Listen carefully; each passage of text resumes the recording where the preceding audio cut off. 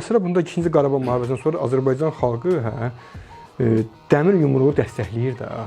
Hətta Azərbaycanın vaxtilə müxalifətdə olan sənət adamları da, siz bilirsiniz də, Əliyevi dəstəkləyir. Bu 2-ci Qarabağ müharibəsi çox şey dəyişdi Azərbaycanda. Bu faktı ki, və siz dediniz şərtlər dəyişsə, məsələn 3 ay ərzində vəziyyət dəyişsə, biz seçkidə falan 3 ay ərzində vəziyyət dəyişsə, siz hansı seçki məntəqələri, seçki dairələri, komissiyalar dəyişmək, sizin o qədər kadrlarınız varmı Əli bəy?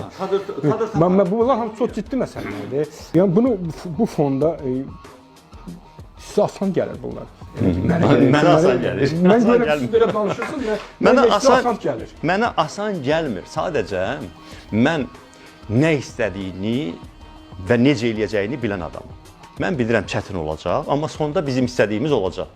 Mən optimistəm. Ona görə yox ki, mən illüziya ilə yaşayıram. Görün nələr çəkmişəm. Sizə elə gəlmir ki, hətta Əliyev 40-60%lik seçkidə qalib gələ bilər. Çünki Qarabağ müharibədə yenidən çox şeydir. Xeyr. İndi o barədə danışacağam. Deməli, birinci onu aydınlaşdırdım ki, mənim deməli optimist olmağım illüziya ilə bağlı deyil. Mən dünyadakı inkişaf qanunlarını bilirəm, xalqımızın real münasibətini bilirəm, o cümlədən hakimiyyətə və onu da yaxşı bilirəm ki, indi sizin borcunuzdur. Biraz da məni danışdırmaq üçün belə deyirsiniz, özünüz də inanmırsınız ki, Azərbaycan xalqı dəmir yumruğu sevir. Azərbaycan xalqı dəmir yumruğa ironiya edir.